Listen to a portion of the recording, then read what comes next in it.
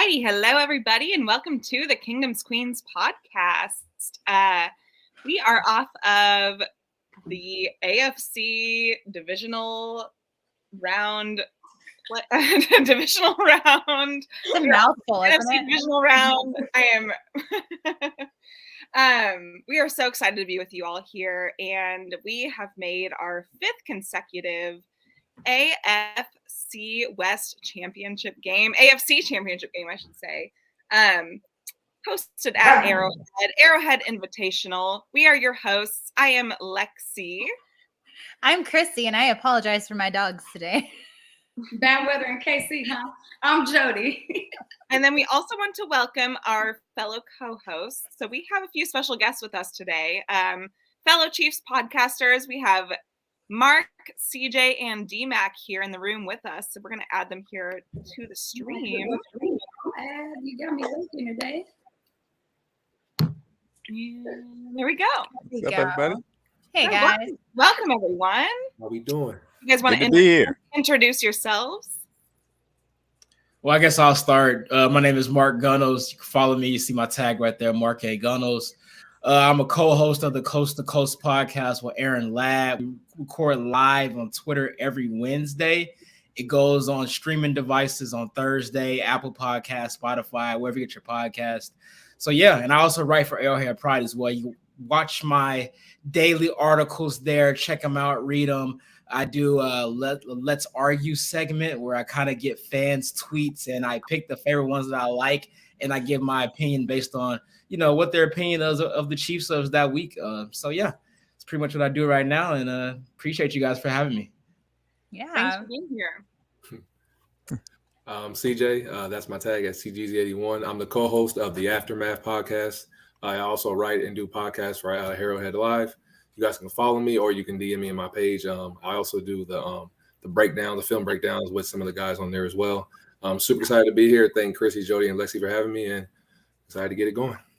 Happy to have you. Thank you. What's up, everybody? This is Dmac Wake 316. You see the tag at the bottom. I host the Red Friday Spaces every Friday, 5 p.m. Central, 6 p.m. Eastern on Twitter itself. Love to go talk football. So happy to be here today with the Kingdom's Queens, Chrissy, Jody, and Lexi. Thank you for having me. Thank you guys for being here. We're so excited. So let's kick this thing off, Jody. Man, we're going to really try for this to not be utter chaos, okay? So, y'all bear with me. Organized chaos. Always. Fellas, I know y'all are new here. To the right, if you click comments, you can see people commenting on this live stream that is happening right now. So just for all of our listeners, thank y'all so much. We're going to be a little off the grid today. We normally have structure, but today we just kind of want more of a roundtable discussion. So let's get into it. Last week, Lexi already said it. Divisional round. Chiefs versus Jags at Arrowhead. It rained on us. It snowed on us. It was all of these things. But we came out with a win. So let's talk about it. Somebody go first. I'll jump in. Why not? That game was, let me tell you, it had Mahomes not had his injury. That is some of the best football, I think, consistent football. He's come out throwing the ball, running the ball, the sidearm throws. It looked like there's that movie where they have the bullet and they can flip it around somebody. I swear that's what it looked like he was doing. It's like an Angelina Jolie movie. It was just, he was on fire. I know. Sorry, Jody. I know I'm crazy today, guys, but it was just some of the most exciting football I've watched our guys play. And, I feel like had, Mahomes' injury not happened, which obviously it did, but man, I think some of the things we were going to see that game were just going to be insane. So it was a really fun game to watch. I love how our team really stepped up when Mahomes went down.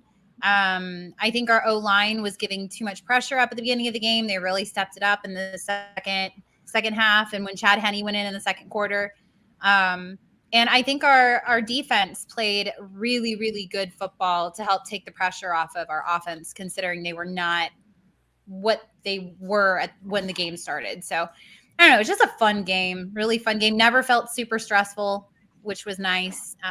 Sure that will not be the case this weekend, but But yeah, fun game. I enjoyed it. I agree. I mean, I think it was definitely a fun game aside from the injury, of course. But I feel like we went in with a really strong game plan. Like that first drive was just it was like click, like it just clicked on every level. Like everyone that needed, Kelsey was getting open. I mean, everyone that needed to get open was open. Kadarius Toney was making his crazy plays. Isaiah Pacheco. I mean, they were just all getting open when they needed to be. And it's just unfortunate that Mahomes had to go down on the freaking second drive of the divisional game. None of us saw that coming, but I do love that Chad Henne can step in there. And he's just like clutch Henne, right? Like he just comes in there. Anything is possible. It's almost like a tradition with him at this point. Can it not be a tradition though, please? I don't like that one. One time was enough. Yeah, I think we were good the one time. One time was enough, but you know what? If he's going to step up for us, I'm glad he can do it. And he just does it flawlessly. Like, I mean, Andy Reid, they're just so willing. They're just so quick to adjust, I guess I should say.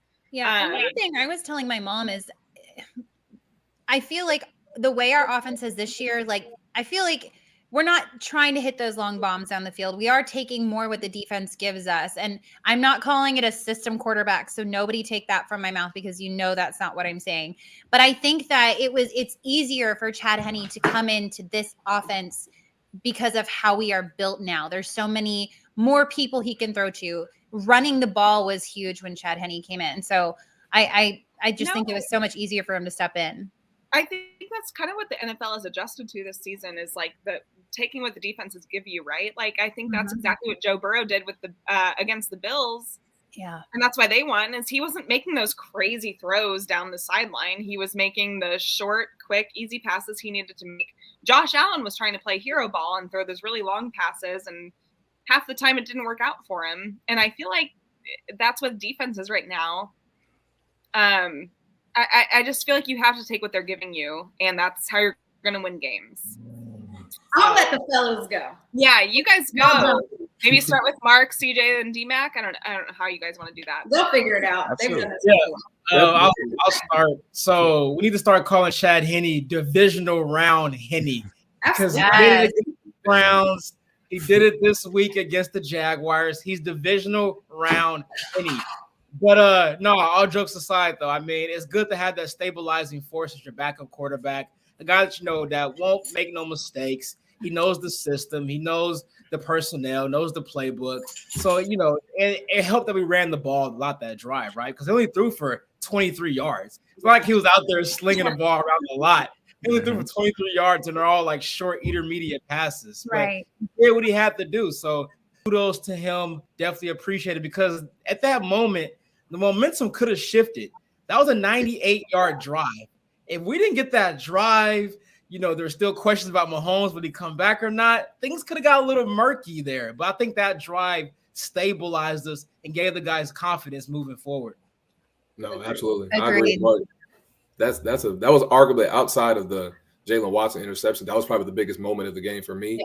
Because like Mark said, the ball's on the 2-yard line. Jamal Agnew is one of the best returners in the league. He had been killing us all day in his returns, as he does everyone else. He's very explosive. So they punt that ball. It was windy. It was murky. We know how wet the field was. So they could have got a good return, maybe got a short field. That could have changed the whole momentum. So that could have been like obviously a 14-point swing if we don't score and they score on that drive. So to come in there in that moment and to drive 98 yards from your own two is big and it's huge. And I know Mark tried to downplay it and say he only threw for 23 yards, but making throws and a lot of those throws were on third down. So there's a lot of having throws when it's at your best is required. So, and obviously it's easier when you have a guy like Travis Kelce out there, the best in the league, one of the best all time, getting open for you. So, and he just makes everything so much more confident when you know you can get the ball to him. So, and other guys like Juju making big plays and Kadarius and obviously Pacheco with one of his best runs. And I kind of broke it down on Twitter. We was going towards the right and obviously it kind of got shut down, but he was patient with his eyes and more so his feet. And we were kind of frustrated. All of us in here have talked about that this year. He kind of like overreads things or misses holes and he sat there and let the play develop. And on the left side, you just saw Orlando and saw Joe just clearing it out. And then he obviously burst it down the sideline for a big gain. So then obviously that was crazy. It was a great run. So now I was so proud of you, CJ too. Oh my God. No, I was so proud of him, bro. Because like I've been so frustrated with his patience, and I know he's a rookie and he's a 7th round rookie at that, so you can't be too high Got a lot to learn in this season. So, but for him to make that adjustment, make that play in the biggest moment in his obviously like the biggest playoff game, his first time in the playoffs, I was so proud of him in that moment. And then obviously you finish it off with Andy Reid, EB masterclass, classic rub route for Travis to get open in the red zone. So it was just a classic drive by Andy, and you can't ask more of that, especially with your backup quarterback. So. And especially the way that Andy started off that drive is the fact that you come out, you know, it's a backup quarterback, you know, the momentum's up for grabs. He comes out, he says, I want this quarterback to feel comfortable throwing the ball. So let me go to the safety blanket. Let me get 6 yards to Kelsey on a nice stick route.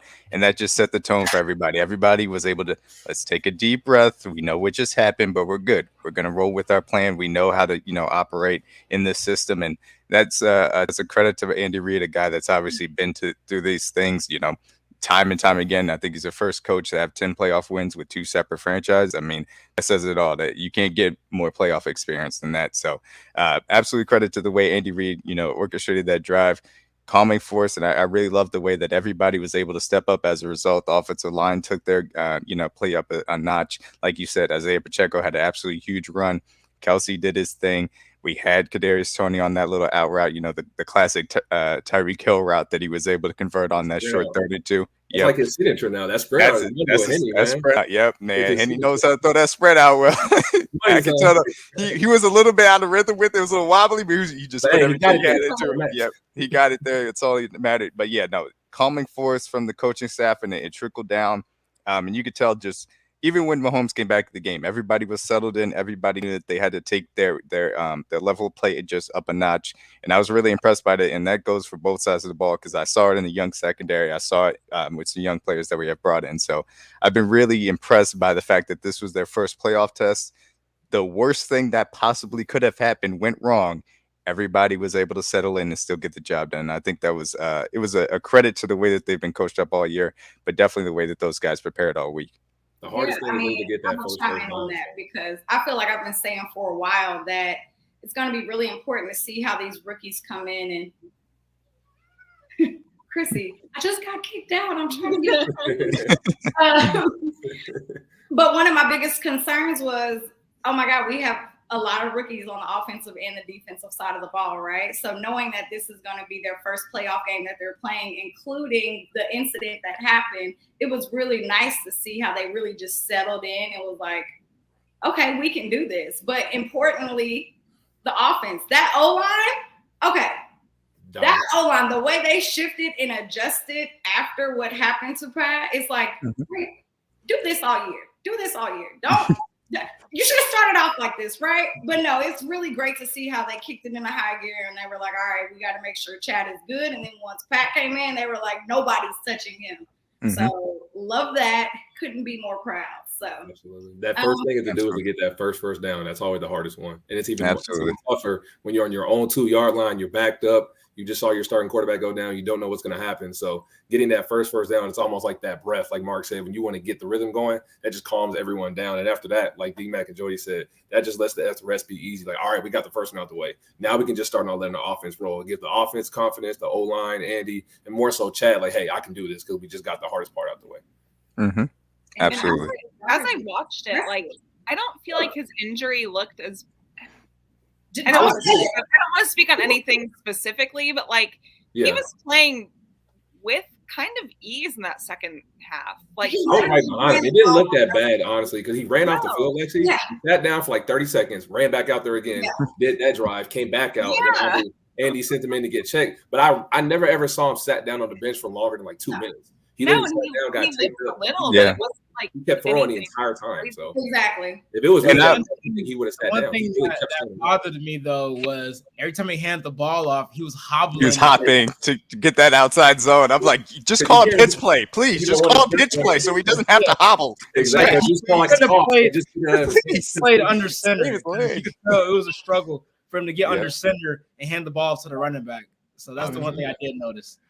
Yeah, definitely. But no, look, him play on that high ankle sprain, that is it. We all know if you've talked about sports and high ankle sprains are no joke, man. They aren't. And the fact that he was able to come right back out under that circumstance and still playing at that level where he was just sitting in the pocket, just distributing the ball how he needed to be, and then occasionally moving when he needed to be, is very impressive poise from him. And I guess, Mahomes on one leg is better than a lot of quarterbacks with two. So that's just the reality of the situation. I will take an 80% Patrick Mahomes. Yes. Just saying. Well, I think that's enough of last week, right? It was great. Me and CJ got our voices back. Hey, it was a lot of emotion down there. So we were right behind the bench, and I saw him, obviously Pat run out the tunnel and run back down. So to see him come back out in less than 2 minutes, because obviously you know how bad he wanted to get back in. That was definitely almost like the hero running out of the tunnel moment for any classic movie you would put in. I think the second half, it was the second half when he came out for the first drive. I heard the MVP chants. I was like, oh man, that's great. Everybody feel he was in the moment. I love it. I love it, man. It is I never really felt nervous because he never said that. You got chills, Dmac? I got chills. I was at home. I was like, oh yeah, that's my MVP. Let's go. He's in this. Let's go. I know he's ready. I love it, man. Yeah, no, that got me fired up. I mean, I think it says a lot about Patrick Mahomes himself. You just know that guy is such a competitor. He does not want to be out of a game if he doesn't have to be. And as much as I was worried about him on the sideline, I'm like, this guy does not want to be out of the game. What's that meme with all the dogs in it? That's Pat. Yeah. It shows your heart X-ray dogs. That's Pat. He's got that dog in him. That guy, he's not going to be out of the game unless he absolutely has to be. And so I love that we have him as our quarterback because, my God, he's just phenomenal. Phenomenal. Lord only knows how many quarterbacks we've been through. So, okay. I mean, don't want to think about it. We deserve this moment. That's why I live in these moments, y'all. We deserve this. Nobody. We really do. Right. So let's talk about that moment that we deserve, right? So Sunday, set the stage, right? This will be our 5th AFC Championship game at 1 Arrowhead Drive, Kansas City, Missouri. I don't know the zip code.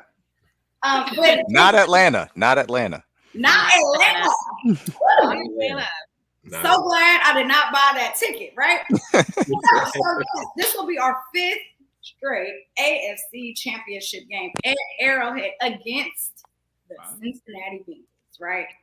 So we know what this feels like, right? We're very confident. I know the other 5 of y'all along with me, we're very confident in this game. We're very confident in our quarterback. We're very confident in this team. We've seen the adversity that they have come through from week 1 to week 20? Week 20? We're at week 20? 20, yeah, that's where we're at. Anyway, so let's kind of get into it, right? I know you guys have all watched the All 22 about what our last game looked like with the Bengals, what our last championship game looked like with them. We've had a lot of players come and a lot of players go since then. I want to know, what are you guys' thoughts going into this game? What are we going to do differently? How are we going to make adjustments? How do we leave as the champions and then go to the Super Bowl? Oh my God, that's the next game.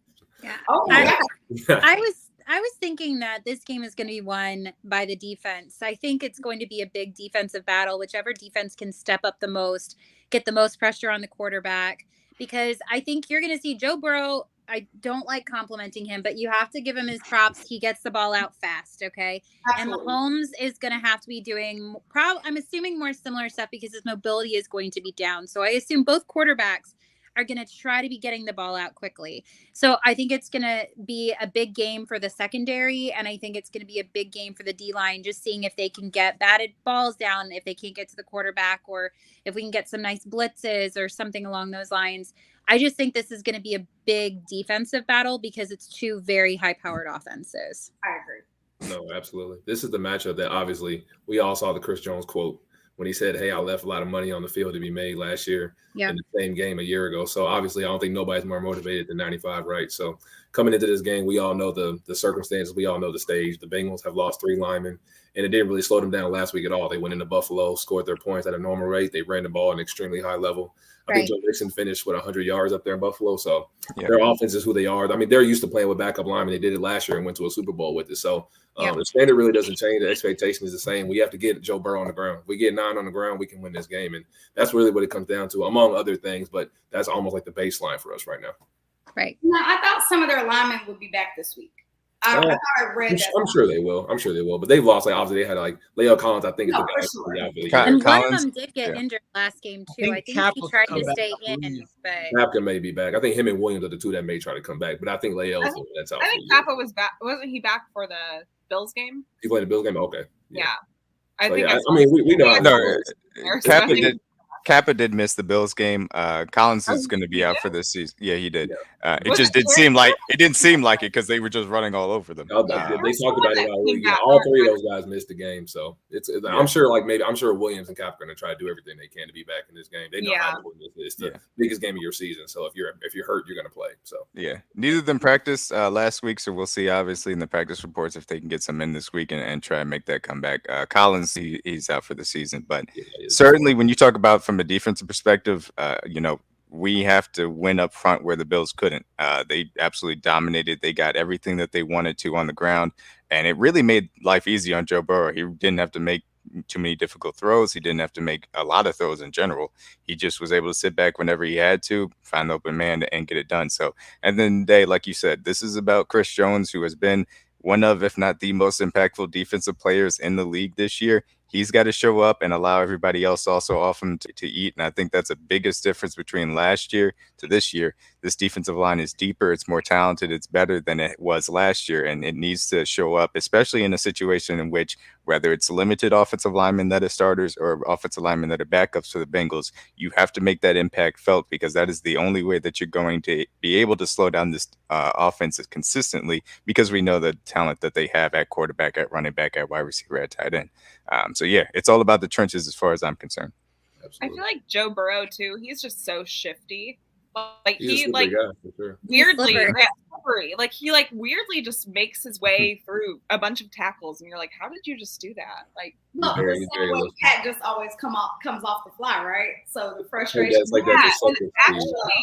And I feel like Josh Allen is that way too, but for some reason he did not have that this past week. No, he went down a lot.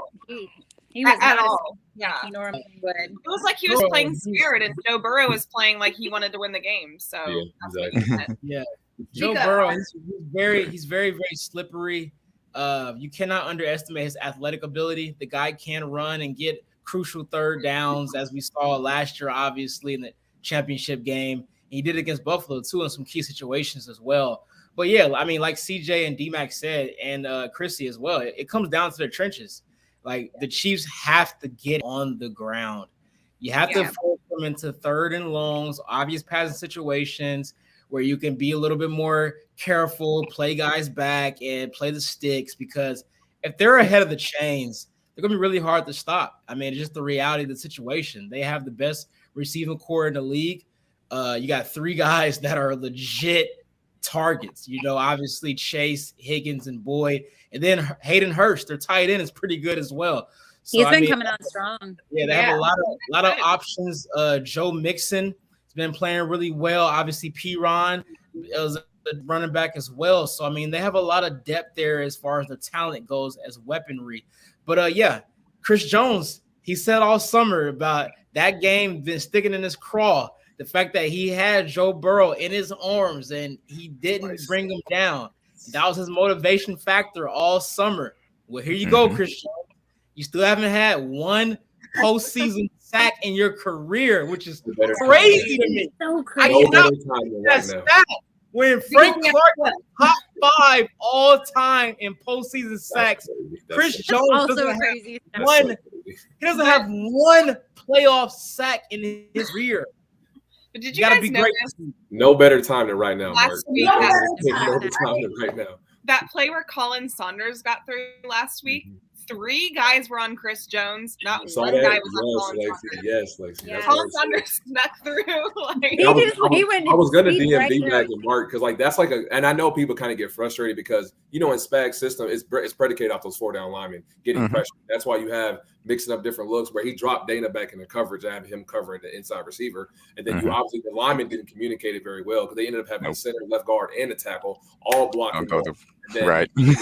Free run. So Sir Bink just got a free hit on Trevor. And obviously people get frustrated with, I know, the calls by Spags, but that's the kind of things it does in those moments. It confuses the old lineman, and that's what it's meant to do. And when you can win your one-on-ones from Chris, and obviously he gets double teamed a lot, but guys like Frank Clark, George, Carlos, obviously we saw Colin Saunders have a day.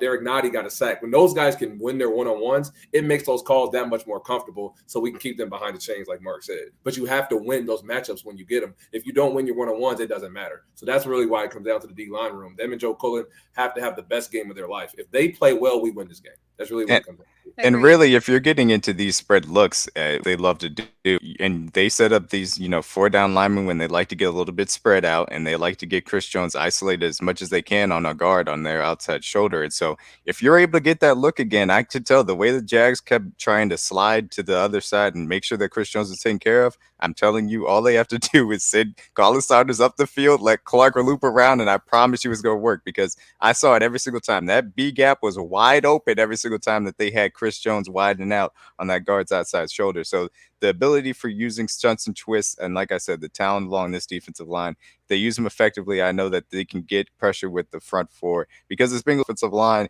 while they played better last week, they still can be had in certain moments. And I believe that the Bills didn't test them the way that we can coming up on Sunday. Absolutely. Agreed.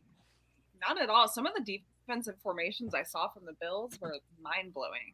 Like, I mean, they left their wide receivers wide open. They're similar to us. They kind of trust their front four to get pressure, and obviously, Don't say that.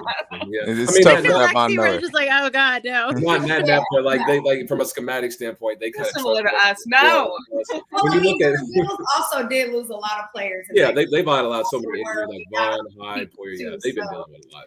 Like that's what's kind of unique about the Bengals defense because they use so many unique coverages. They use like a 3-4 almost like approach because they can obviously rush 3, drop 8. They can rush 4, drop 7, or they could do a 3-3-5 stack if they choose to. They can kind of mix it up, and that's why Lou Amaru, their defensive coordinator, is so heralded in the league because he does so many unique looks that it kind of confuses your quarterback and confuses your offensive line. It's not the standard 4-down lineman look that us in Buffalo kind of do. That's more the traditional sense saying, hey, I trust you guys to win on any coverage or anything protection they're doing. And his defense, like, okay, I'm going to try to confuse him by which guys are coming or which guys are dropping in coverage. So that's why this week is more important. We have to dominate both sides of the ball in the trenches. Like Jody and Lexi said earlier, we have to run the ball really, really well this week. And we have to also get pressure. That's really what it comes down to in those key areas for me, at least.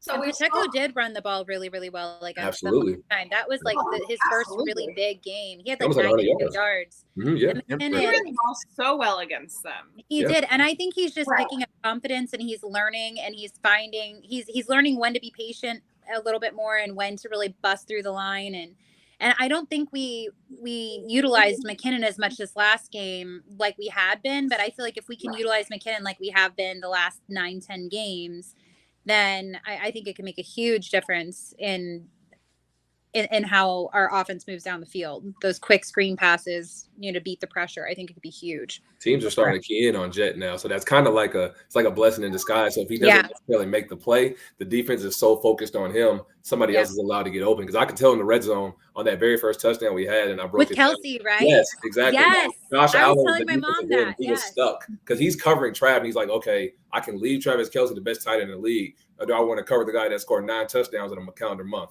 So it's like, and the quarterback running dead speed at you. So like he was in, and that's the beauty of Andy's play calling. It forces you to make a decision because either way you're going to be wrong. And it was an easy 1-2 read for Pat. So I love that play calling, and that's why having Jet play so well makes our offense that much more dangerous in the red zone. And then obviously guys like Tony, you guys said. And then when we get everybody else going like Juju and MVS as well, who obviously extended the play, and then Pat found them. So just having guys that have consistent play, it forces the defense to have to think. Because, they're focused on numbers during the week in practice. Like, hey, we're focused on stopping number 1 and number 87. Those are the guys that are scoring all the touchdowns. So now this week, who's going to be the new guy to step up? It could be a Noah Gray type of week. Pacheco could in the end zone. Maybe we finally see Juju get back in for a while. So that's what makes it like sprint. Sky Moore, anytime touchdown. Sky Moore. If Sky scores this week, I'm about to cash in, I swear. But actually, had one amazing catch last game. His hands are elite. So let's not forget that. He definitely has. I need more Sky, more snaps, man. I may just play I'm gonna play anytime touchdown this week. I did it last week. I'm gonna see it if it happens. He's gonna score eventually. If it happens this week, You're gonna do anytime touchdown. anytime touchdown, Sky Moore. Anytime touchdown. I also It's gonna happen eventually. Justin Watson had a fantastic game against them. I was rewatching the Cincinnati game today from week 13, and Justin Watson was like all over there making plays. And So MVS, they My both. He had to step up. wants to My step only up. fear with Justin Watson is the one game that he has not had a good game was when we had, I don't remember who we were playing, but it was that really, really, really cold game. Yeah. And it's Yeah, like every yeah. ball thrown to him, he Yeah. dropped. And it's going to be really cold like that again today or Sunday, whenever. Well, Lexi's So- gonna give us a weather update later. I know. I'm First worried, of all, I'm worried about him in the cold weather catching the ball because that's the only time he has struggled. So Yeah, The that was thing about Seattle this- game. Yeah, the Seattle game was the one that he Seattle struggled. game, yeah. yes, we- yeah, that Oh, was but it. that was unbearable cold. I don't think it's gonna be that bad this week. No, it's gonna be. Just wait. I don't want parents. Let's see our meteorologist. Look, on the fortunate side, though, Justin Watson, he has his packages. And look, as much as I'd love to see more Sky Moore, he has his limited snaps as well. Kadarius Toney is a guy that did not play in the first matchup with the Bengals. We know the dynamicism that he has with his movement ability, with his speed, with his ability to get out of cuts. And look, the reality of the situation is the Bengals understand very simply, like CJ said, 87 is the key. They're not going to let 87 beat them. They're going to make sure the middle of the field is shut down for 87. And so what that means is they're going to challenge these receivers a lot of times with one-on-one coverage against cornerbacks that while they can play pretty well, they can be physical, they can be had by certain coverage and certain schemes. And so it's important for our wide receivers to show up in this game and show out. And I think that they certainly can have a big game. I think this is a situation in which MVS can get down the field effectively. Juju can be physical and effective in those intermediate routes. Kadarius Toney can go and go down the field if he needs to, or win on the short routes as well. I think all of those guys are going to be challenged to a certain extent, and as long as they show up well, I think that our offense is going to be just fine. So my question for y'all is, how does this game change this week? I've heard what we've all said about the offense, right? But now we have a maybe 70 or 80% Patrick Mahomes. So how does this game change with Pat not being 100? We know the receivers have to step up this game because they didn't show up until the third quarter last time we played them. So how is this different this week? Your mindset really doesn't change too much from a schematic standpoint because we've all been clamoring that. Because remember last year we all had the frustrations with Pat saying, hey, you don't have to extend every single play. Just take what the defense gives you, right? Like Lexi said earlier. And this year Pat's done a masterful job of that. That's why he's going to be the MVP. So when you actually look at it from a football standpoint, nothing really changes. You want to get 3-step, 5-step drops, get the ball out of his hands quick. You don't have to create everything. And obviously there's certain moments when you have to give guys a couple extra seconds to get open and obviously create plays. And hopefully that Pat's ankle is able to hold up so he can do those things every now and then. But obviously the game plan still stays the same from the first matchup. We have to run the ball well.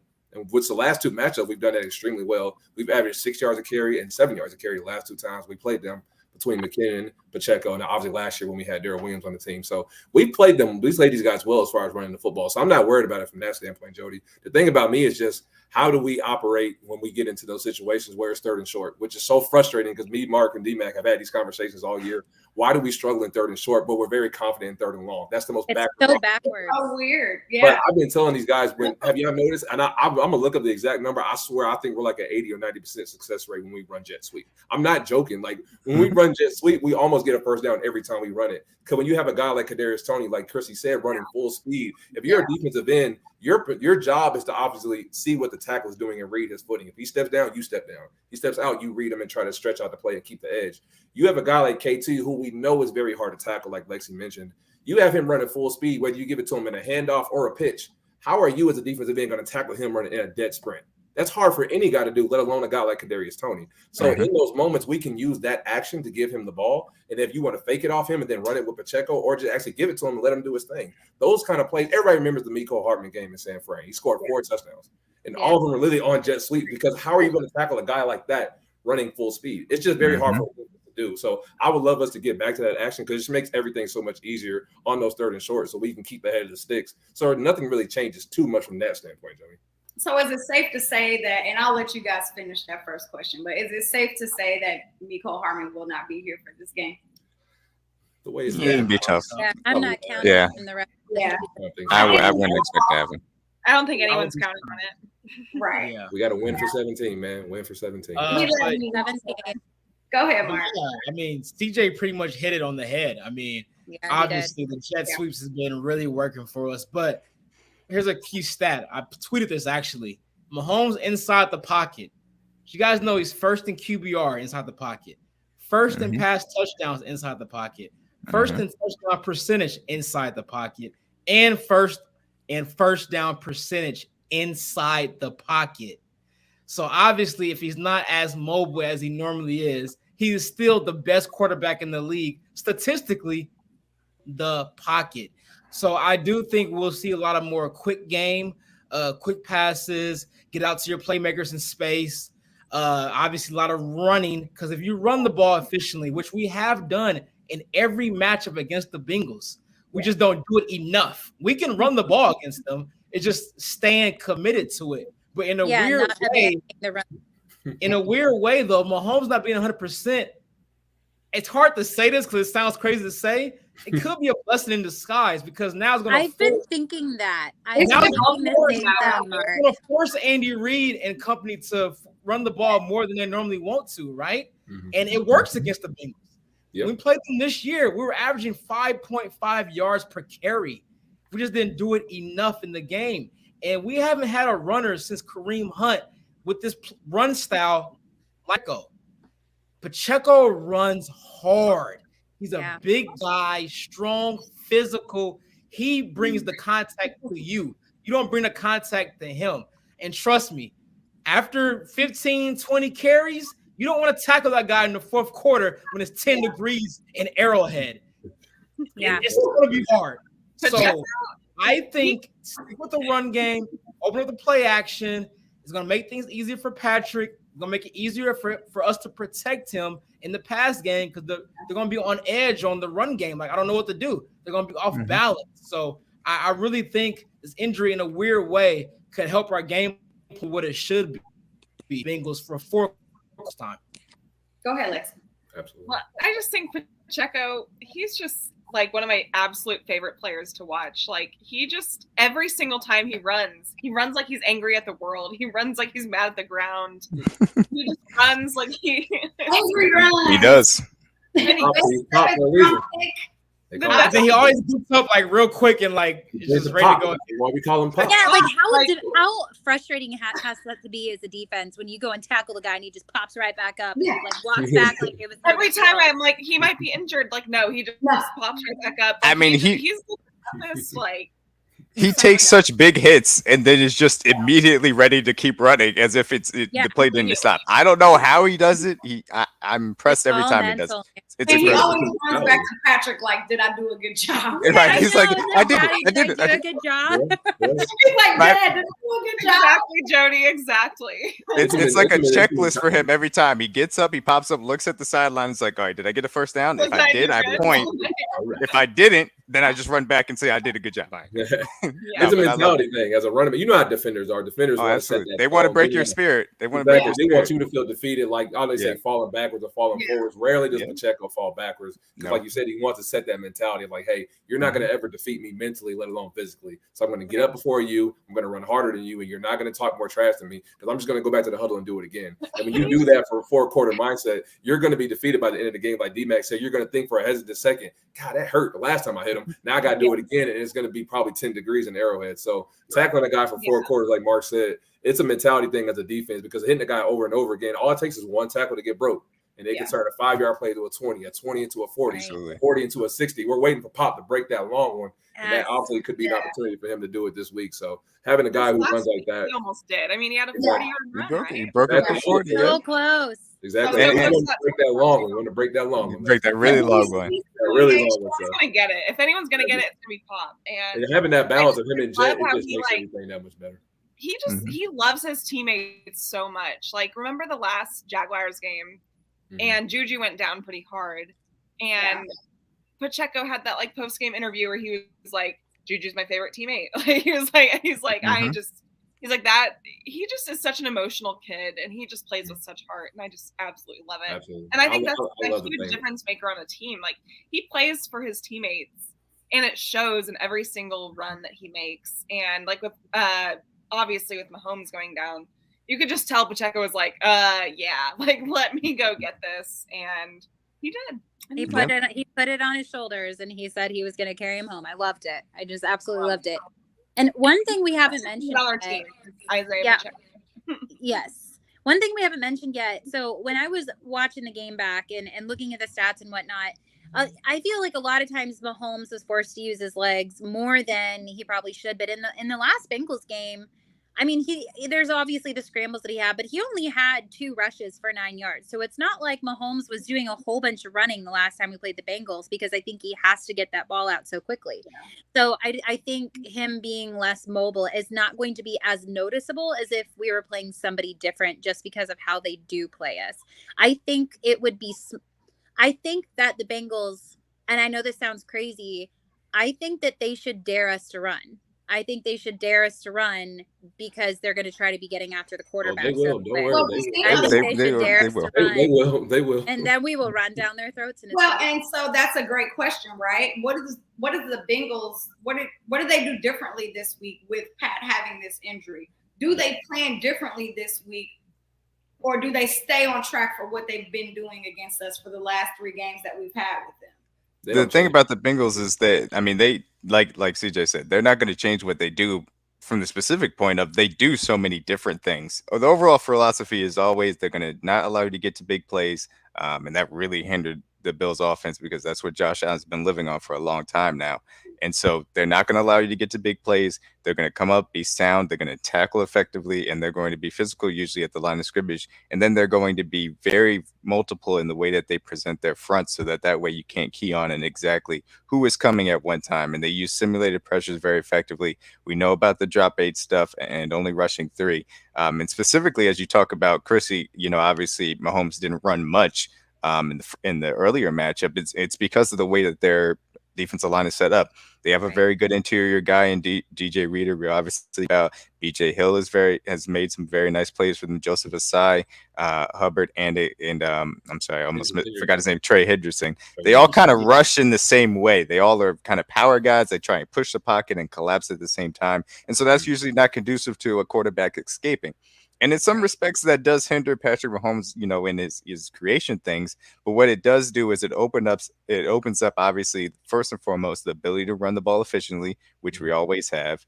And the second part is just if you're able to find the holes in the secondary. And I believe that we can. I think that you continue to pepper them, continue to be efficient. As we were in the first meeting, we were moving the ball just fine down the field, as long as we stayed on schedule and didn't have any negative plays. We had a penalty that ended one of the earlier drives in the first half, and I know the Travis Kelce fumble ended the second half drive. And so as long as you stay away from those negative plays, you can continue to pepper them down the field. And eventually you continue to do those things effectively. You run when you need to on 3rd and 3s and 3rd and 2s when you know that you can get those easy short yardage gains. Eventually they're going to get over aggressive, and then you can hit them over the top like we've done in the past with Mecole, like we did in the past with MVS against them as well. Exactly. So you just have to continue to stay patient throughout the game plan. They're going to send their multiple guys. They're going to send their simulated pressures. This offensive line is extremely well coached. They have one of the me personally, I think they have the most intelligent center and guard combination in Joe Thuney and Creed Humphrey. They understand where guys are coming from at what times. They know how to slide effectively. Patrick Mahomes has gotten so much better at calling out those type of pressures.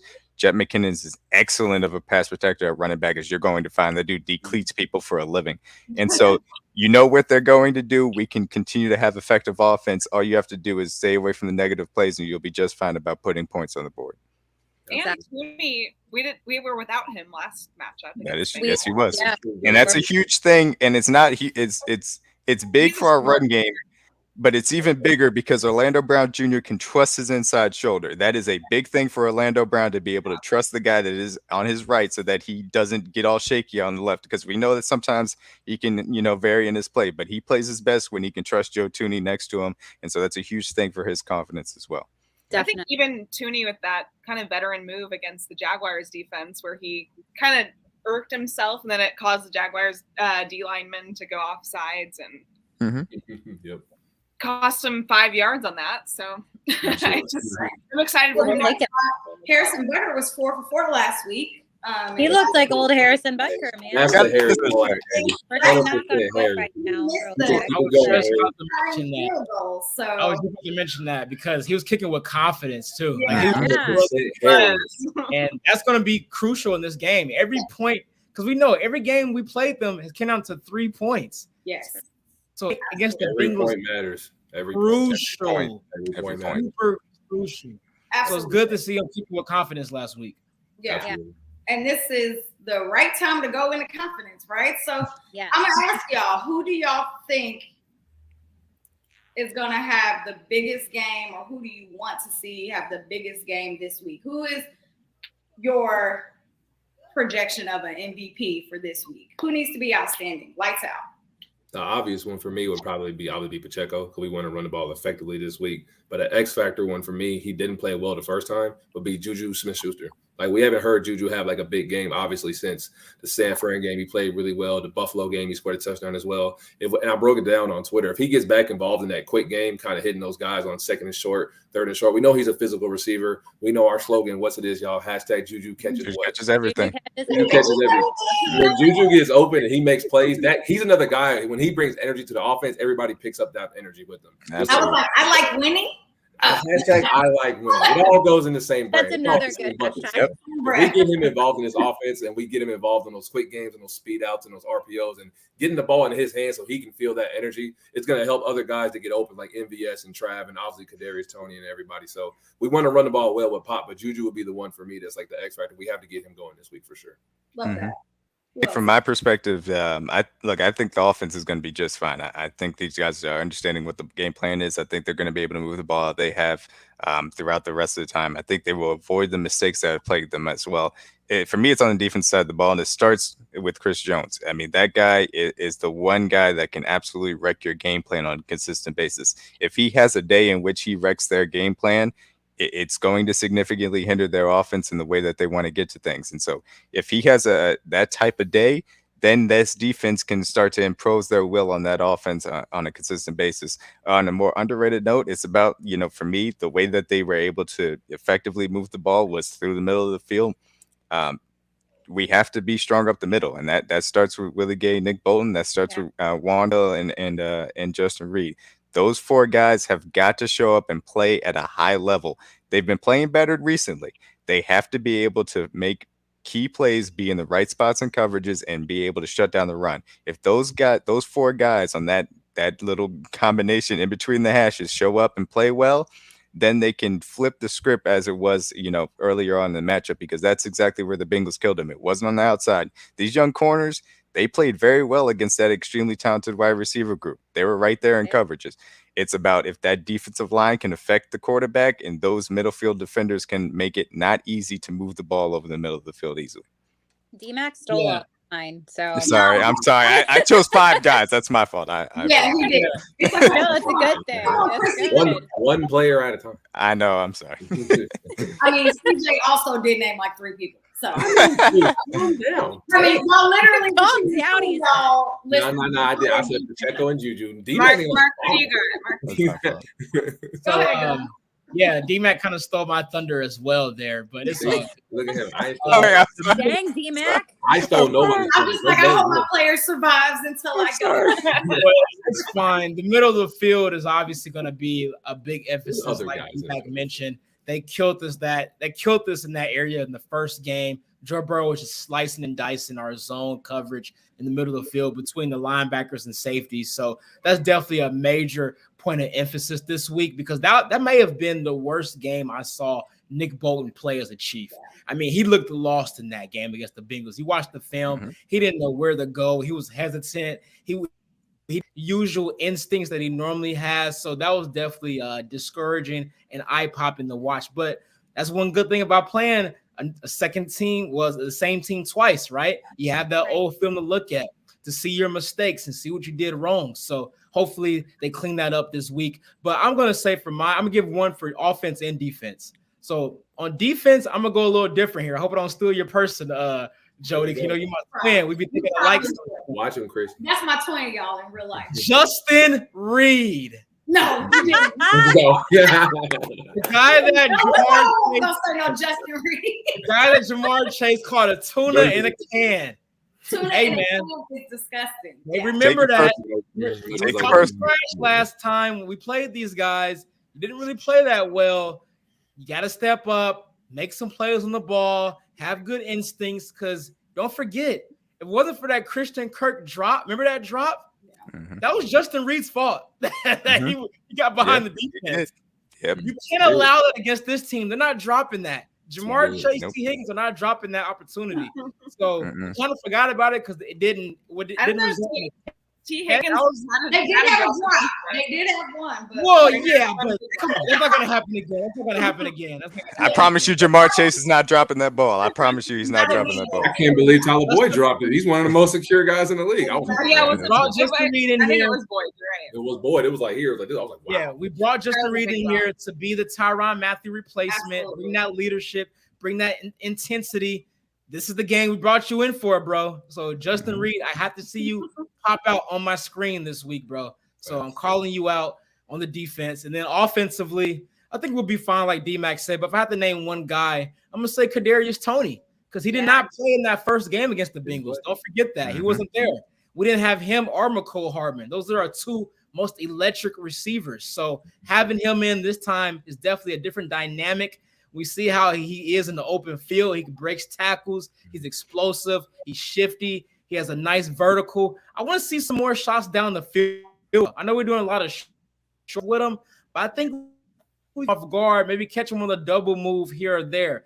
We know Eli Apple is susceptible to that, so we'll see what happens there. But I think there's some tricks up their sleeve for KT this week that they may kind of hold him back. It's on the way. I hope It's so. on the way. Yeah, I haven't I seen- agree with all of your guys', but I want to single out Juju That's for right. the reason is we brought him in to help be an offset for Travis Kelce, right? So we know that the Bengals are going to try to take Travis Kelce out. There's no way they're going to let him get 14 catches like the Jags did. They're going to do everything they can to take him out. And so I feel like if Juju and maybe even Noah Gray can get in there and take some pressure off and be open when Travis is getting double teamed or whatnot, I think that could be a huge advantage for them too. So Absolutely. that's since y'all took all the other ones, I'll throw those ones in. I'm second. I apologize. Mine, But no. Chrissy used mine, guys. She likes mine better. I do love me some Juju. Me So and Chrissy on the same page. I have two on offense, and here's who I'm going to call out. Orlando Brown I'm not Jr. gonna make it. Okay. I'm not gonna make it. We know which side of the ball Jody's is on. Orlando Brown Jr. and Andrew Wiley. Those are my two guys. great Mhm. picks. Guys this week. Great picks, Lexi. Great picks. Great. This is who I need to step up this week. You have a quarterback to protect. Mhm. Yeah, Quarterback absolutely. went down because of you, Orlando Brown. Yeah, Sorry. Orlando. OBJ. That's who I need to step up this week. I need our O-line to step up massively. I need those two guys on the edge to step up massively. They have to protect him against the Bengals D-line, who is massively, probably underrated at this point. I think they're kind of getting their respect now, but Bengals D-line is really good. And they're going to get their pressure, and they are going to go after Mahomes. They're going to go after his ankle. I expect Absolutely. nothing less. Yep. And that's unfortunate, but I expect nothing less. So Orlando Brown Jr. and Andrew Wiley, I need you guys to step up because I have no fear in Creed and Trey and Joe Tooney. I have no fear in those three. Like, I know they're going to protect him. I don't worry about them ever at all, but like Orlando Brown Jr. and Andrew Wiley, I worry about them. And not even just with I know they're actually really good in the run game. Like, I actually really trust those two in the run game. Like, Orlando Brown, he was clutch on that Pacheco 40-yard run this past week, right? Like, Yeah, he caved the line in and allowed him to get outside. Yep. Exactly. So I don't worry about them in that aspect, but in protecting our quarterback, because you guys know as well as I do that Mahomes is going to want to throw that ball. He's going to want to pass it.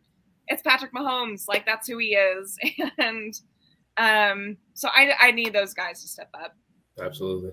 Absolutely. So for me, who I want to see, not only I want to say step up. I just want to say keep that fire going.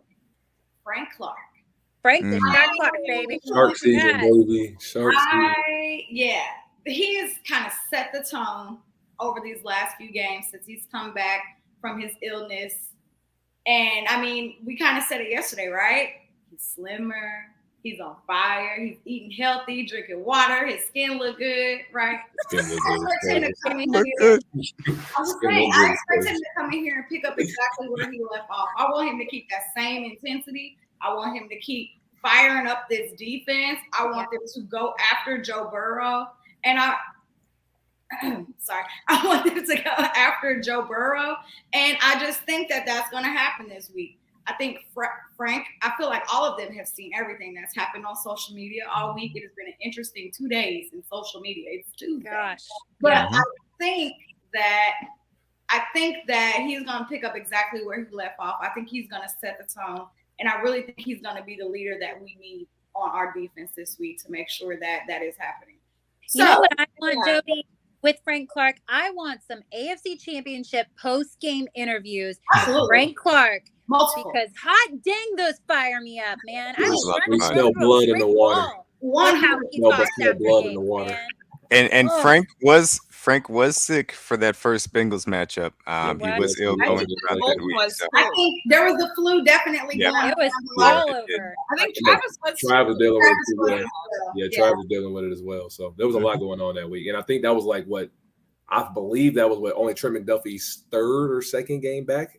Right, yeah, he had just come back. Yeah, he wasn't really that much involved in the defense as well. So obviously, there's a lot has changed in like 8 weeks since that point. So it's going to be a much different team for us and for them as well. So. And absolutely. I do want to say Willie Gay did get a hold of a lot of the craft talk already, and he already posted it on his Instagram stories. As if they needed any other motivation. All right, y'all. I got to pause this really quickly.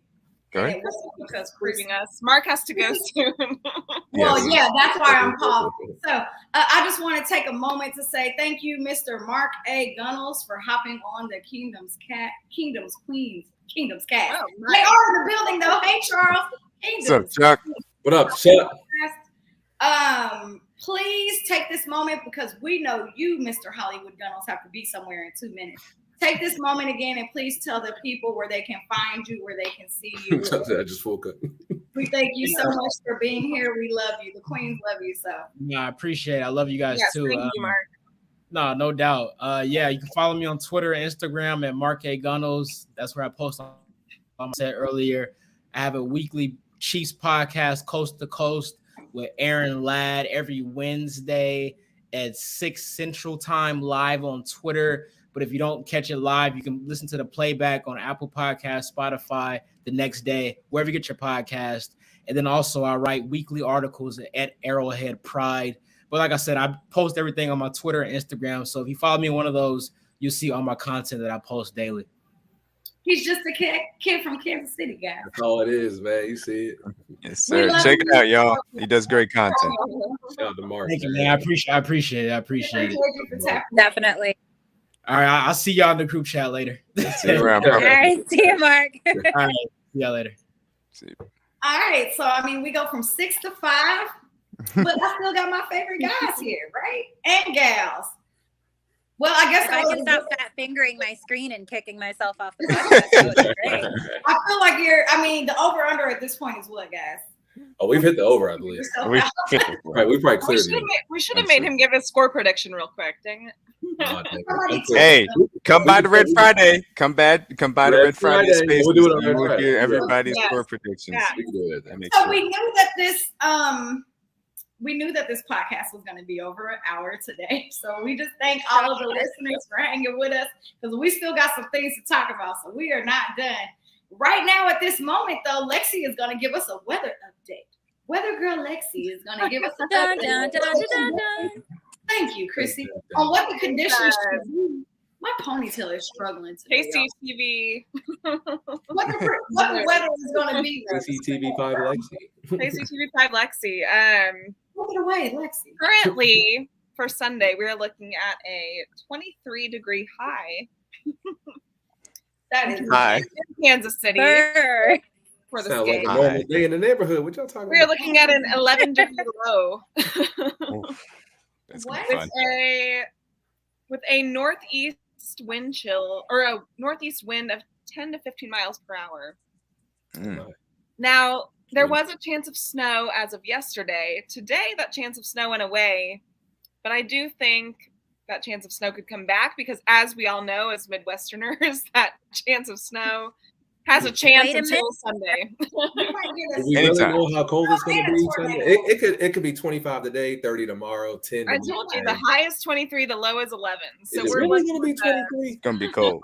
It'll be cold regardless. Hey, home field It's gonna be advantage. cold. We like it. It's gonna be Will we want it any other They live way? in Cincinnati. They get more snow than us. Like A cold home game in the middle of January. How's St. Louis is predicted to get like 8 inches of snow on Sunday. So like that could easily travel over here. Anything's possible. Anything's possible. Anything's possible on the Possible, but Midwest. I'm doing my best from a Tuesday. We'll see how this goes along tomorrow in the next Yeah. week. We have until Sunday, and as all of you know, as Midwesterners, this could change at any moment. yeah, 70 and sunny. Didn't y'all have thunder snow last time it snowed in Kansas? Thunder snow is crazy. At one point we had a thunder snow. Yeah, it was pretty cool. Thunder snow. They're pretty rare though. They don't happen here that often. That's a word. Wow. Thunder snow is wild. What? Thunder I mean, that's why I said thunder snow. It's crazy. You guys have thunder Thunder snow? and What's that? lightning. Oh, it's so cool. That sounds like a song. But yeah, Bro, you heard working thunder with snow, that bro? 10 to 15 mile per hour winds here. So Harrison Butker, God bless. Oh. A windy God day. bless. Get Run that the ball. ready, Justin. Run the Ready. ball. Run the ball. Run the ball. Run the ball. Let's go. Run the ball. Run the the ball, dang please. ball. That's all we have to So, say. Run the ball. I know that they say that we're spoiled and privileged, but there is another game that is happening this weekend. It's gonna be a So good let's- game. So it's too. not all about us? Is that what you're saying? We're not the It's center of not all attention? about us. Oh, We wow. do try to show other teams and I thought we were the center of attention. That's what I've heard. But okay. other great teams a little bit of That's love. criticism. Not Oh, a lot, I love Yeah, Petty yeah. CJ. just a little. I mean, we've only hosted 5 of these things in a row. I don't They know don't what to mean tell nothing, you guys. I'm Dmac. sorry. They don't mean we keep anything. Where's the being platinum here. Where's the Yeah, platinum, right. Just right? count all of them. I don't know what to tell you guys. I'm sorry. All right. We keep So, winning these yeah. things. So the next game, which would be Niners Eagles, they play at 2:00 on Sunday. They play before us. Let's just have a quick discussion on what our thoughts are of that game. That was a really good game. Super excited for the NFC Championship game happening this week. We're not getting into score predictions yet. That will be in the next segment. But what are you guys' just quick thoughts on that game? What players do you think are going to come in and dominate? What do you expect to see from either side, either team? That's gonna be another good matchup as well. That's probably an evenly matched game, just like ours. Like obviously those teams didn't get a chance to play each other this year, but it's like looking in the mirror. Both teams want to run the football. They want to set the tone up front. Right. Both Yep. O lines are very well coached as far as like the Eagles and the Niners. Both teams have good running back play. Yep. Obviously, they kind of approach the run game a little differently. The Niners kind of more traditionally giving the ball to their receivers and their running backs like McCaffrey and Debo and Elijah Mitchell.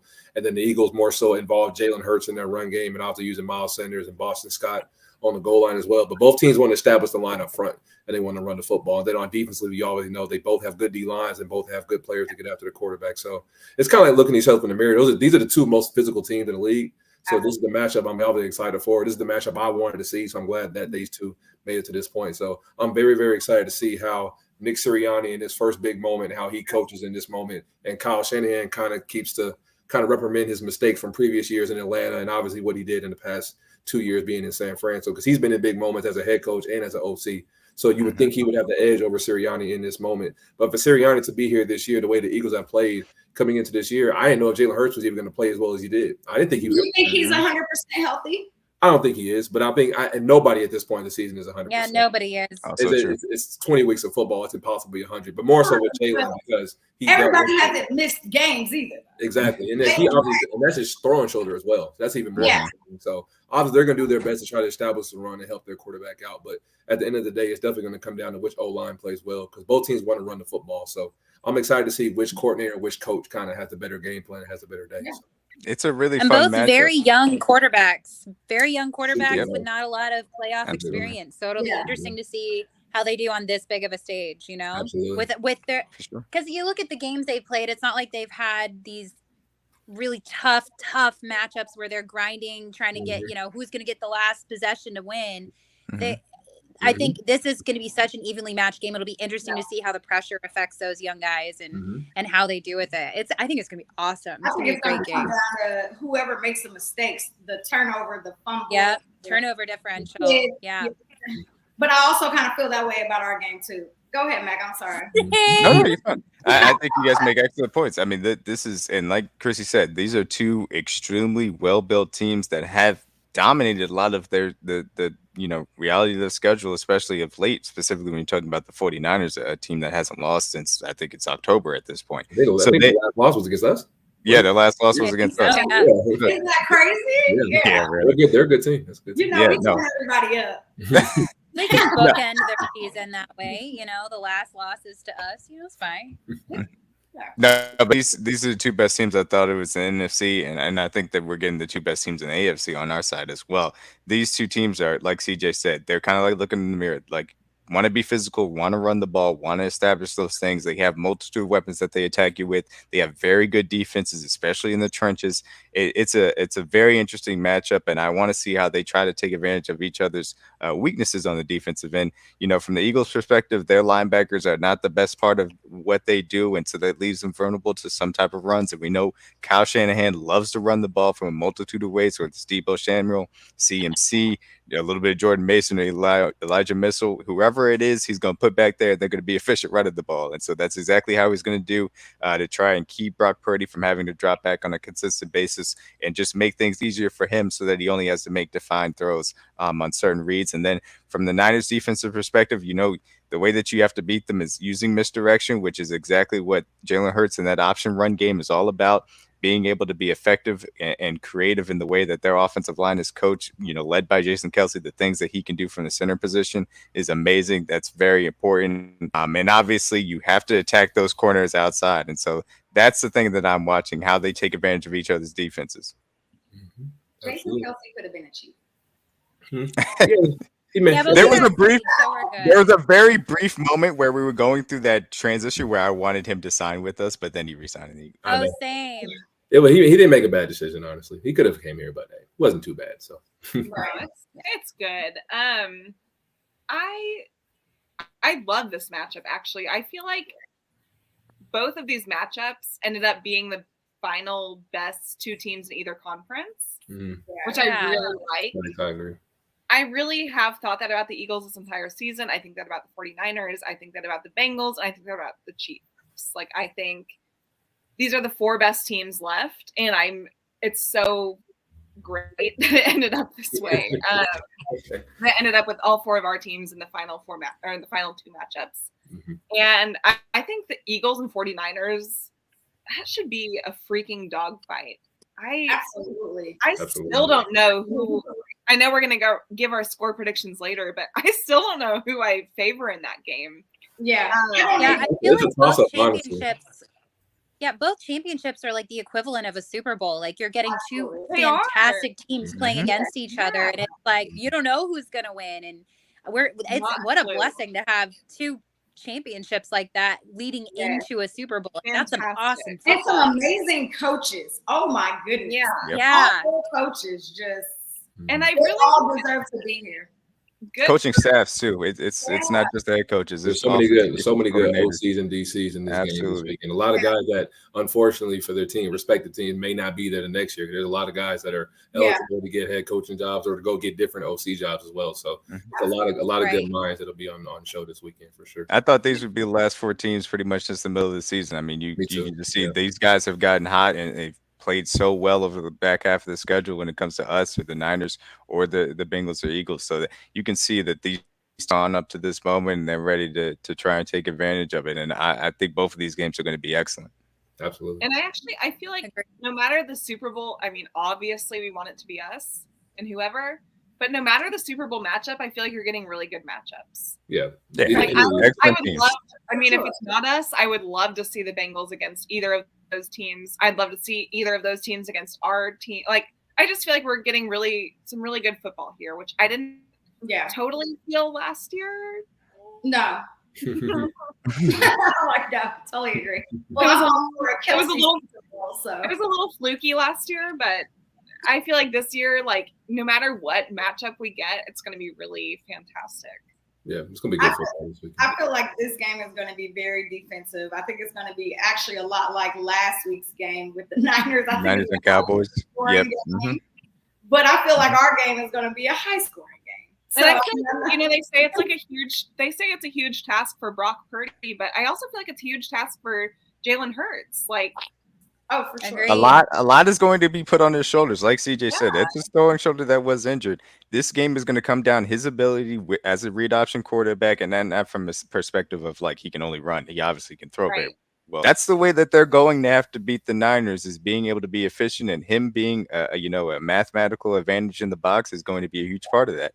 And also the way that he can get down the field to Devontae Smith, Quez Watkins, and obviously AJ Brown. That is the way that you test those corners and able to move the ball. So it's going to be a lot of responsibility on Jalen Hurts' shoulders to show up. And like Chrissy said, when things get tight, which expect this to be a kind of defensive battle, this is going to be crunch time. So who's going to blink? Who's going to make that mistake? Like Jody said, that could be the thing that is going to end up swinging the game. And these are two quarterbacks that, while one quarterback has a lot more experience in big moments, these are both two quarterbacks that have never been on the stage before. So you're going to have to see how they react in those type of situations. Absolutely. And Lexley, I didn't even think to have you pull the weather for Philly. Oh, shoot. Wait. Because hold the convo, I'll look it up. Hold, please.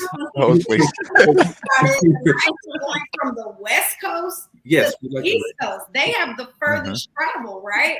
They're the ones who are going to have to play through if it's a snowstorm, if it's raining. With the Chiefs and the Bengals, we're both 8 hours away from each other. We're used to it. Yeah, we're used to it. Mm-hmm. We both play it outdoor. We both deal with the elements. But the Niners, I mean. And that's when I lean on Kyle Shanahan in these moments, because obviously he's been in so many big games, whether it be a Super Bowl, an NFC championship, a divisional matchup. You've seen almost everything you could think of from an offensive mind standpoint. And when you have down to your third quarterback, which deserves the ultimate praise to even get this far, and you're going to a game with Philly, you're going against this defense with all these weapons, you have to settle that young quarterback in and get him settled in early. So running the football and attacking that middle of the field, like Dmac said, is very imperative. And just like Jalen Hurts as well, he had one playoff game, didn't play well. Now he's trying to respond in this moment as well. So I'm very interested to see early which coach settles their quarterback in faster. Because like Chris said, that's going to be the telling tale. Which coach is more confident in their game plan and which quarterback knows how to adjust in this big game as well. Absolutely. Go ahead, Lexi. Okay, so Philly weather is a little bit more favorable than Kansas City. They are a high of 51 for the day. Wow, that's like summer. A summer breeze. 18% chance of rain. Southwest winds of 10 miles per hour. So they have a lot of way more. Wow. That's beautiful. That's a perfect day. And 38 at night. You So can't beat they'll that probably end at like in the 40s. I mean, but And that's still, in if you Philly? think about it, right? That's travel. In January? Wow. Did I was you? prepared Wow, to they see really Kobe lucked something out later. on that one. Jeez. They really did. I feel like we got the opposite. Is she okay? I know. Yeah. I feel like somehow we got the Philly Everything's weather. flowing. It's okay. I'm fine. Like, do you have your As life we did shirt say on? earlier, today was going to be chaos, Lexi. So Yeah, call that at the beginning. I will say. Oh. No, go ahead. No, I was going to say. That's fine. My light fell over. It's fine. I was going to say one interesting thing about it is that just the way, and just really quickly, as far as these two games, I am happy that we are going to get these two games in their respective stadiums. Obviously, from the standpoint of we want the Chiefs to play at home in Arrowhead, of course. But just I love Conference Championship weekend because usually you get two great games. You're getting the home crowd atmosphere because obviously we know the Super Bowl is a little bit of a different, spectacle. It's a more corporate event, yada yada yada. But the fact that we get these home conference championship weekend games, I remember growing up just watching all these and watching a lot of them with Philadelphia with Andy Reid coaching in them. It's just so much fun to be in that atmosphere. And so the fact that we're getting two of these games in, respective home stadiums to have that atmosphere, specifically, I think it's going to make for a lot of fun to watch, for the viewers at home. Absolutely. and I really hope they don't take them away. And I really, like in yeah. future I years. don't want In future neutral championship weekend Nobody games. wants that except the owners. Nobody wants that except the owner. Yeah, it's too fun, man. It's too fun to just because either from the away team perspective, you go in and you get to celebrate on the other team's field in a hostile environment, or the home team gets to celebrate with their fans after they go to the Super Bowl. Like, that's a huge moment, and I don't want to take that away from people. It is. Well, and what are you playing so hard for all year round for? To have that moment. Right. Yeah. That's what you do it for. Absolutely. That's that last checkbox. Everybody comes into the season, they're like, all right, we got to make the playoffs. We want to win our division. And if we can get home field throughout the playoffs to have that last game where we want it to be, that's a huge thing for us. And so that's a huge checkmark. I feel like Eagles fans are so similar to Chiefs fans. Like, it's such a hostile environment. But I love that. Like, that's what football is. Like, I love that. I don't think we would throw batteries at Snowman, but We're not that mean. Their fans are mean. They're very aggressive. They yell at they call their players. Fans are mid. I love the Eagles fans though, because they are absolutely passionate They're about true their who team. they are. They stick to their brand for sure. I absolutely love that passion. I mean, if the NFC gets their freaking home title game, I'm so glad we do too. That was how it was always meant to be. No, absolutely. Everybody, I'm so glad we get it. AFC runs through freaking Kansas City. The amount of money fans spend every season, every off season on merchandise, on traveling to the games, like, fans deserve those home AFC and NFC championship games. The fans deserve that, and to take that away would be a disservice to who provides the money for the NFL. And the people that are in the city, keep them where they are. Like the restaurants, the clothing companies, everybody at the airport, all the people. The economy, you know how much money these people make in this week's alone, because everybody's coming to town to your city to watch that game. It's guaranteed 50%, 70% increase in revenue. You taking that away would kill so many businesses, even like the mainstream businesses, like the mom and pop shops, the local restaurants, the food trucks. They do a killing this week because they know there's going to be double the amount of people that are here normally in a January month where it's cold and there's not that many people outside. Now you got an extra 500,000 people coming. So why wouldn't I want all that revenue in my city? So you have to appreciate these moments. Not January as a whole is like dead. Yeah, like, absolutely. Because it's cold, people don't travel as much. So when you have that much revenue coming in, you need absolutely. And you're coming off of the holiday season. Exactly. It's like another holiday for you. You make money during Christmas and New Year's Eve. This is like another Christmas. All these people coming in, it's guaranteed revenue. So. Well, I've heard some. I will just say that we get this championship game and we get the draft. The draft, yep. Shortly. That's money. Man. I'm proud of my city. I couldn't be more proud, and the flights are proving it because the flights are sky high this weekend. I love it. Kansas City. No, I love it. Look, I've heard national media say that they have a favorite place to go in Kansas City now, and that's because obviously we've had these games here on a consistent basis, and so that matters. The fact that it's being built up on that high profile, the fact that obviously we'll have the draft, and I'm glad that this game is going to be in Kansas City. Absolutely. That's crazy, and like we cannot take that for granted. Like that's crazy. Live in this moment, man. Live in this moment.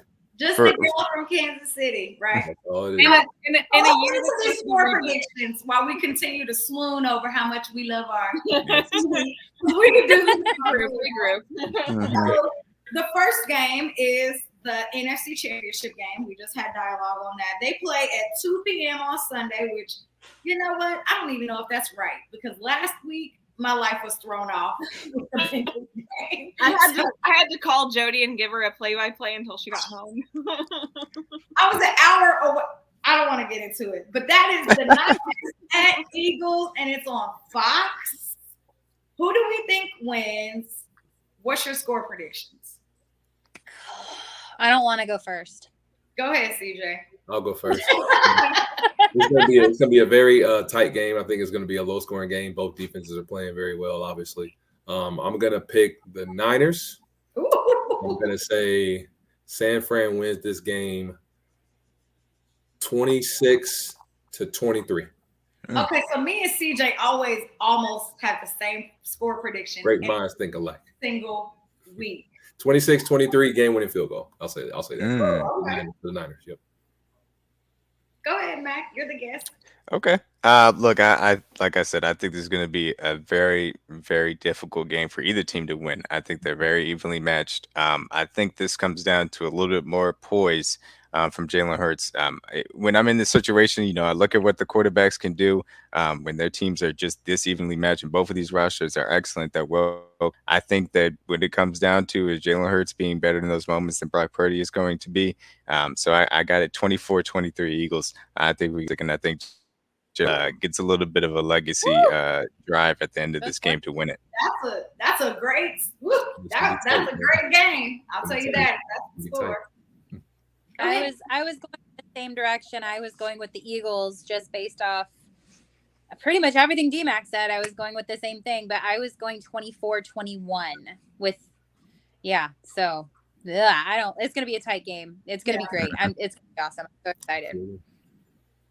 Seriously, same. I mean, I think it's going to be so tight. I think it could go easily either way. I love the Niners. I love the Eagles. I love what both teams have going on. I think the Homer side of me wants a Kelsey Super Bowl, so I want to pick the Eagles. And that's That'd be a lot of fun, man. That would be so great. That would be dope. We get new heights from Super Bowl run. Oh man, in the heights, baby. So I'm going to go that way. I'm going to go 30-27 Eagles, but I think it's going to be really close, like you guys said. I think it's going to be within a field goal or a score. Absolutely. Okay. Yeah. I am definitely here for a Kelsey Super Bowl. I've been saying that, I think, for the last few weeks. We have. We've been saying that for a few weeks. I really love everything the Eagles are doing. They were actually my underdog team coming into this season. So I'm glad that they've even made it this far. My score is 21-17. So, okay. I can't wait to see what these defenses do. Both of those defenses are crazy good. Yeah. I think Brock is going to be rattled. Yeah. I don't know if he's going to be able to handle the atmosphere, the colder weather. It's a lot of. And you've seen everything that they've said in the media, too. So he definitely, if he's had no pressure against him, this is the week he would have pressure. This is his first road playoff game. Yeah. It's a little different. So, and this is one heck of a place to have a road playoff game be your first drive. Right. Right. Very hostile environment. Yeah. He got the horses to do it. He got, the amount of weapons that Brock Purdy has around him. Whew. Yeah, you couldn't ask for better circumstances as a quarterback. You couldn't ask that. In the red zone, he has a lot of guys to get the ball to. I'm glad you picked the Niners because I think the Niners could pull off the upset too. Oh, they definitely could go either way. But is it an upset though? I feel like I wouldn't even consider it an upset. I don't think there is an either upset. one of these games aren't really an upset, but all the money's on Philly.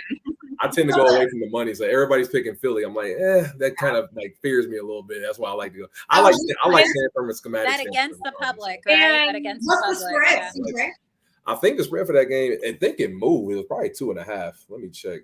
Should have moved a few times. It should have moved last time. Our game was 2.5. It just flipped to 2.5. Our game moved a lot. About our game. Yeah, I think theirs is 2.5. Saying you have 2.5 in favor of Philly. So I definitely think the Niners cover that spread. It's gonna be. I think we're all in the same realm. I think Lex is the only one that thinks it's gonna be that much of a higher score. I think it's gonna be a low scoring game for sure. It's gonna be a tight game because both defenses are playing well, both young QBs. So I expect both teams want to run the ball, which shortens the game. Exactly. They don't want to air it out the whole time. They both want to establish that run. So I expect both teams to come out there and kind of slow the pace down, get those quarterbacks more involved, and definitely try to make it not as much of a shootout as they want it to be, but. In the end, I think the Niners are going to pull it out just because I trust Kyle Shanahan has been in so many of these moments. You have to get it done. Obviously, your quarterback's young, but his offense is such more of a put your quarterback in place and you can go out there and execute the plays. You've been in this spot specifically for the last 3 years. You have to get it done if you're Kyle Shanahan. Because if you don't get it done here, and he has a lot of veterans on that team. So I know Brock Purdy is obviously not, but he has a lot of veterans. Half of that roster was in the Super Bowl with us. So, yeah. Exactly. These guys have been in these moments. It's not – they can definitely help Brock Purdy with that. It's just, can Brock Purdy handle the pressure? No offense to Josh Allen. He still cannot win a big game. He's a talented guy, but he cannot handle the pressure of a big game.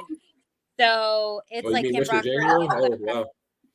Yeah, that's what I heard. So it's safe to say the Niners have more weapons than the Eagles.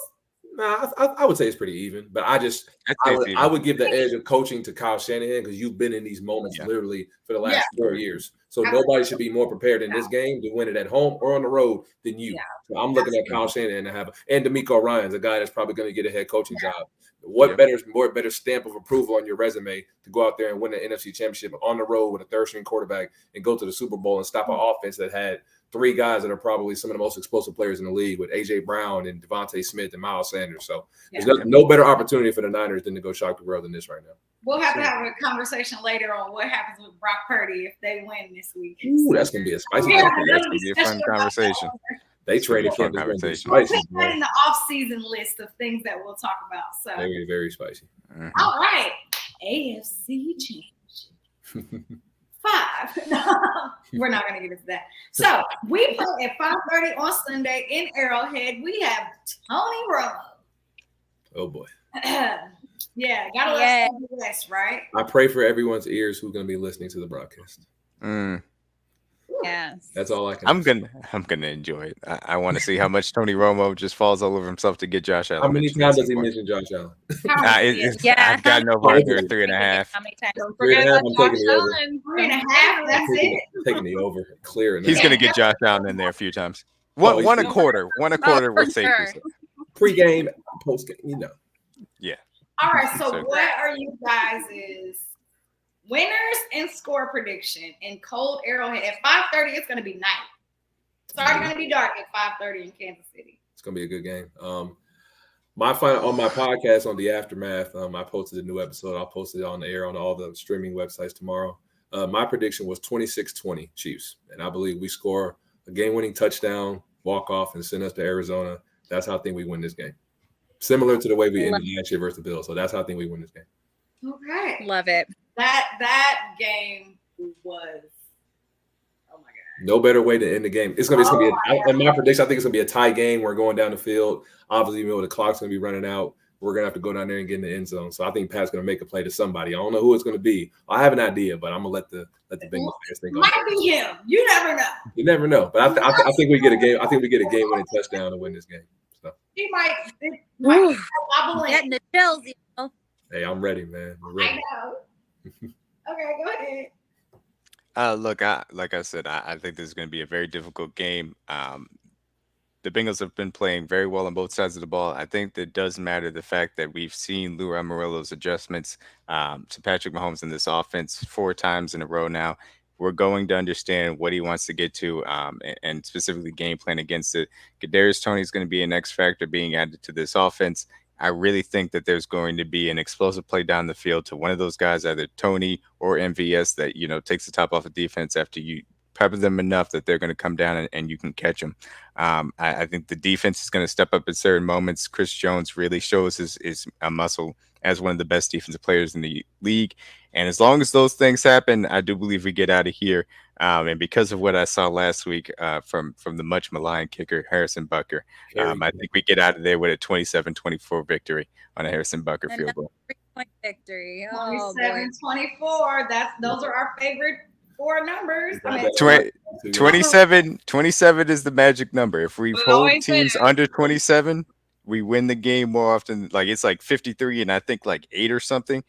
When we hold teams under 27 points, we get the job done. I think we get it done this weekend. We need that one turnover. 27 points last week, right?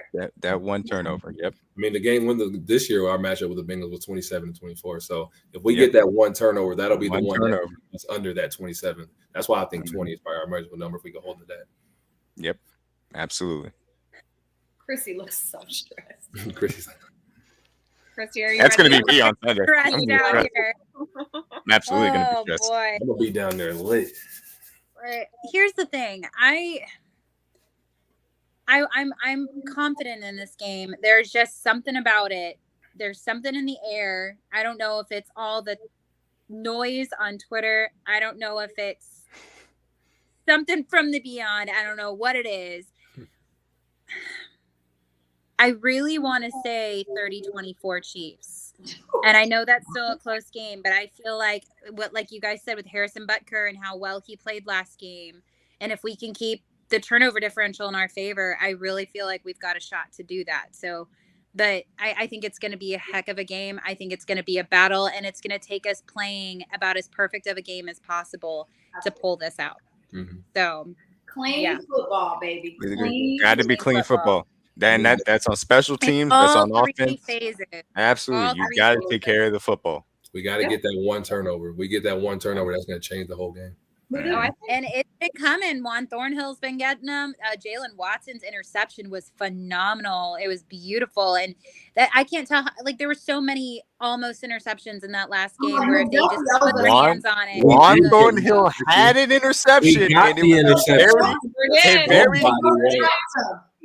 I will tell you right now, Juan Thornhill had an interception in that game, and that call that got on Trent McDuffie, that will not be called by this reffing crew because that's an extremely light call. That will not happen this week. And if we're being honest, we also had 2 turnovers that game because we had the 4th down stop in the red zone by Carlos Dunlap turnover on downs.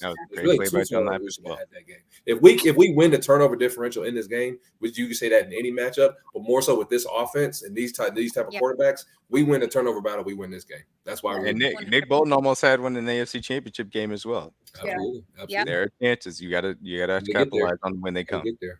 Mm-hmm. Yep. Yeah.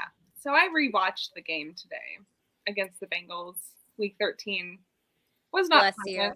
Not happy. I watched it yesterday. Wasn't pleasant. Yeah, Jody watched it yesterday. It wasn't pleasant. Juan Thornhill did in fact have a nice pick, got us down to the 9-yard line. Trent McDuffie got called when he was pushed over for a pass interference. I don't really understand that still. I rewatched it like 5 times to try to understand. It really wasn't PI. They're just bad. I tried to understand that. I don't understand it still. But nonetheless, I think we can still win this game. And my gut says 24-21. For some reason, that's just like sticking out for me. Obviously Chiefs 24-21. And I think as long as we are disciplined, I mean, we are going to, this crew that we have reffing us, whatever people want to say about, Chiefs fans, talk about the refs more than any other fan base, whatever. I don't really care. Like, we just observe things, and that's just what it is. And we're just smarter than most educated. Whatever. We observe things. Yeah, Jody, thank you. And so, the last time we had this crew that's officiating us, we had a lot of calls against us. A lot of calls against us last season against the Bengals. And I am not going to blame the refs ahead of time. I'm not going to do any of that. But I'm just saying we have to play really clean football. And we just need to play a really good game. And, that's all I'm going to say. But I think 24-21 is standing out in my mind. I think we will win. I think we're going to go in with a good game plan. And as long as we stay clean on our penalties, I think we'll definitely win. I totally agree. This game is all about being clean and no mistakes. I am praying for this special teams unit, Lord God. Not ask for many things, Lord. Face mask, tackles, and all. You guys what if we said all season the one thing that was going to cause us if we were to lose a big game, it would be special teams. We've been saying it all season. Butker's doing better. Great job. But our kick coverage has got to be better. At this point, fair catch, give Pat the ball. And to be honest about it, don't even run the ball. That was Jamal Agnew, one of the best returners in the league. He's so you have to fantastic. So. I was going to say the Bengals' return game is nearly as good as the Jaguars. That guy's elite. It's not as good as Jamal Agnew, so that is a little bit of a plus. But special teams has got to be solid. Take care of the ball, punt return, kick return, and obviously make sure you're covering guys. Don't give them extra yards to make everything easier. Because really, that one return really made it a lot easier for the Jaguars to get that score. If they don't get that return, they probably don't get that other touchdown. Right. You have to make them drive down the field consistently, and it opened up the opportunity to get more negative plays, more chances for a turnover. So you got to, keep them to their yardage. Make sure you take care of your business on that end. Yeah, I agree. I also expect the defense to be the angriest they've ever been. Yes, they better be. They smell blood in the water. The whole defense, the entire defense. I expect them to come out here pissed and hot I want to hear them from my seat. I'm gonna just say that. This O-line better protect Pat. Jesus. Whew. That's why I said that. And I really want to see the receivers get involved. Like, I really want to see the receivers get involved. And I think that's going to happen this game. It's been a few weeks, so I think it happens. Random thought, but I feel like MVS has been good for us in the red zone recently. Like, he's had some like clutch red zone catches. He really has. He's touchdown catches. Yeah. His size is an asset down there. It's useful. A lot of times he's taken the Jody Fortson role since Jody Fortson's been out. He's been able to use that, like CJ said, he's been able to use that length and catch a few important balls. So he's been used effectively, and that probably will continue in certain matchups. I'm sure he's going to want to. He's activated this week. He's absolutely going to want it. I know they dropped Lemons and they obviously opened up a roster spot, and it's obviously between CEH or Jody to come back. If it was me, in my opinion, I would rather add Jody. Just Jody in the red zone, he can be that much more of a threat. We don't need to mess up the rhythm. Where am I pointing? that Jody right there. I would rather us add Jody Fortson as a emergency. Add me to the special teams. I'll kick the ball. Jody said. I'd rather add Jody because he is a bit of a mismatch for matchup wise. You can use him in so many different areas. We don't need to add Clyde to try to mess up the rhythm that Jet. No, obviously Pacheco. They're good. So they're good. Bringing in Jody for like special third down packages, goal line packages, like Dmac said. He's 6'6", obviously arguably the tallest guy on our team. When you have that guy in the red zone, you have to respect it because we also had the touchdowns he scored this year via. Just run a slant. Just run a slant to him. Isolate him outside because they're going to guard him one-on-one. You have to guard him. He's a big guy. So I would rather have him as an asset if we're bringing somebody else for that roster. Absolutely. Yeah. 100%. Well, my score prediction, because I never got to it. Sorry. I won 31-27. 31-27? 31-27. Us 31, them 27. So, yeah. Perfect. Okay. Love it. Get it done. Love it. The floor is yours, Chrissy. Well, guys, one last time, do you guys want to let everyone know where they can find you on social media and tell them about everything that you guys do in the world of sports and whatnot? Just one more time for our listeners. Yes, my name is CG. My name is CG. My name is CJ at CGZ81. I do podcasts and I do film breakdown for Arrowhead Live. The Aftermath podcast. I will be posting a new episode tomorrow. Probably one of our better episodes and longer ones this year. So please support. My DMs are open if you guys have any questions as far as fantasy, betting advice, or if you just want to talk football, if you just want to vent, I'm here for that too. So definitely. I always call CJ for my parlay. I got you. I'm gonna pick up some good stuff. I'm gonna post it this week on the page. So make sure you follow the page at Aftermath KC and then follow me at CGZ81 as well. I'm definitely down. And that podcast is fire. Listen to it every week. Absolutely. Fire. Yes. Yes. Once again, I'm Dmac. You can find me on Twitter right there at Dmac Wake 316 or at Mac Wake Media as well. That's my second handle.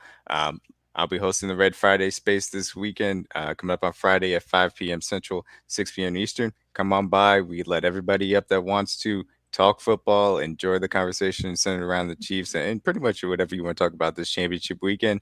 But yeah, absolutely follow me. I'll be on the timeline talking about both games, absolutely having a good time. By all means, if you want to talk, just hit me up. Appreciate you guys for having me. It was a lot of fun talking. Thank you, ladies. Yeah. Thank you guys so much. We're so happy that you guys came on. And I know Mark was on here earlier. We're so happy we got to have him for the first hour. And as always, for all of our listeners, we appreciate you coming on each and every week, listening to us talk football. And I cannot believe that we are all the way to the championship games for the season. I don't know how we got here so fast. It's kind of flew sad, by. but it's also incredibly exciting. But guys, I don't know about you guys. I am sick of the noise. I'm ready for Sunday, and I'm ready for the actions of our Chiefs players to speak louder than all the words that the Bengals have talked this week. So you know what? Bring it, Chiefs Kingdom. And I will see you guys Sunday. Be loud. And until next time, the queens and the boys have spoken. Bye, y'all. Peace. Yeah. Go Chiefs. Go Chiefs.